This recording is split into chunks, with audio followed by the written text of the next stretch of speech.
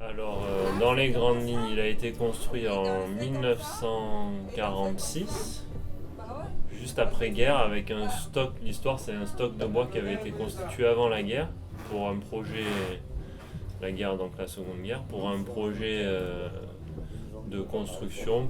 À l'origine, c'était pour un grand avocat parisien, donc c'était un bateau construit pour de la plaisance, des, des balades et aussi de la formation de jeunes équipages et de jeunes. Et il y a eu la guerre et donc ils ont le stock de bois qui avait été constitué pour faire le bateau a été caché et en 1945 ressorti et ils ont construit le bateau qu'ils ont lancé, donc inauguré en 1946 il me semble. Après, moi, l'histoire, je la connais pas trop. Je la connais plus à partir de 1983. D'accord. C'est la date à laquelle mon père l'a acquis. Très bien. Et depuis, en fait, il était notre propriété, d'abord à mon père, ensuite à moi. D'accord. Et moi, l'histoire que j'ai avec le bateau, c'est que j'ai appris à marcher dessus, en gros, puisque je suis né en 83 moi-même. D'accord. Et donc mes parents en 83 ils ont eu un enfant et un bateau de 16 mètres. J'ai grandi dessus quoi. Le plus grand voyage qu'on a fait avec mes parents, donc moi j'étais tout petit, j'avais 2 ans. Et on a fait le tour de la Méditerranée sur une année de voyage. J'ai très peu, voire pas du tout de souvenirs. Mais après, on baladait beaucoup en Méditerranée pendant les vacances de mes parents principalement. Mon père a fait des régates aussi avec. Et par le passé, il était gréé en goélette. Donc la goélette, c'est le bateau à 2 mâts avec le mât de derrière plus haut que celui de devant. Et en régatant, il a eu un accident en 1989.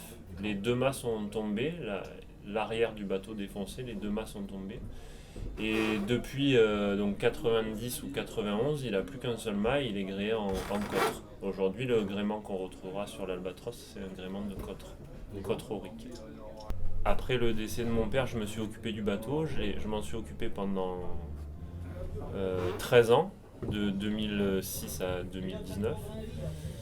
Et la principale raison qui m'a poussé à le donner, c'est que c'était un trop gros bateau pour moi et pour l'utilité que je voulais en faire, pour l'utilisation que je voulais en faire. Donc moi, c'est un bateau d'une taille et d'une envergure qui me dépasse un petit peu.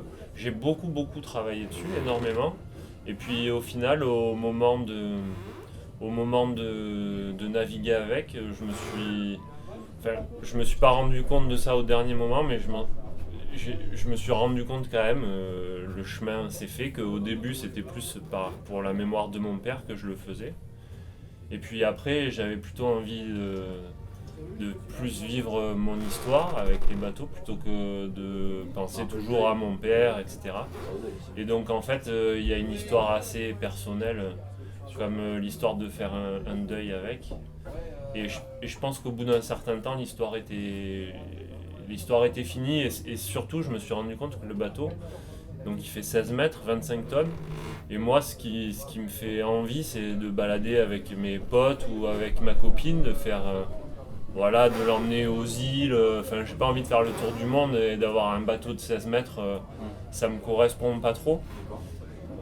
Et du coup, plutôt que de passer ma vie à l'entretenir pour au final pas faire grand chose avec, j'ai préféré au début, pour rien cacher, au début je l'avais mis en vente.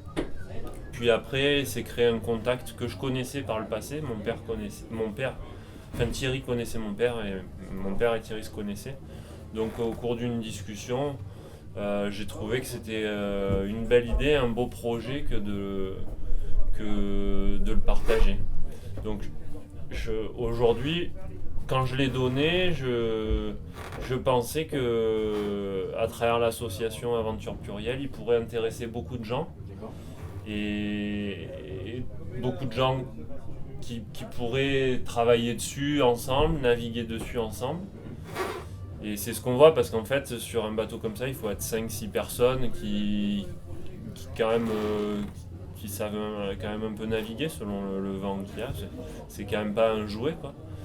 Et donc c'est ce que je voulais faire moi, c'était le transmettre et en faire profiter le plus de monde possible, parce que pour une personne seule comme moi, c'était pas viable. Enfin, moi j'ai une vision très travail dessus. Enfin, déjà pour qu'il vive, il faut qu'il soit en état de naviguer, et ne serait-ce que de le maintenir en état, c'est un travail sur un bateau de cette envergure-là, c'est un travail énorme. Donc je pense qu'avec la contribution de plusieurs bénévoles d'aventure plurielle, ça peut marcher. J'espère que ça marchera, et en le donnant, c'est bien que je pensais que ça pouvait marcher. Et aussi, il y a une composante non négligeable qui est l'investissement, parce que en termes d'argent, quoi. Effectivement, le temps pour avoir des mains travailler dessus, ça va être nécessaire. Mais après, il y a beaucoup d'équipements, il y a beaucoup de peinture, il y a beaucoup de choses qui coûtent aussi de l'argent. Donc je pense qu'il faut en profiter avec des gens pour le faire naviguer, le faire sortir et prendre du plaisir dessus. Du plaisir à naviguer, du plaisir aussi à travailler, parce que ça peut être un plaisir de travailler sur le bois. Mais en parallèle, pour bien mener un projet comme ça, à mon avis, il ne faut pas négliger l'aspect financier. Et il faut trouver des sources de financement assez conséquentes, je pense. Moi-même, j'y ai passé beaucoup de temps et pas mal d'argent.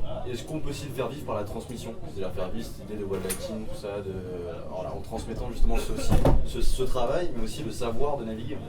C'est peut-être qu'en naviguant... Oui, mais je pense que voilà, les gens qui vont vouloir s'investir dessus, aussi bien en travaillant qu'en...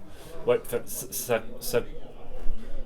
ça commence pas forcément par le travail, ça peut commencer par une sortie, mais il faut mêler les deux, sinon c'est décourageant. Et là, ce qui va être le côté transmission, oui, il y a l'apprentissage de la voile. Alors c'est pas une voile latine, c'est un gréement aurique.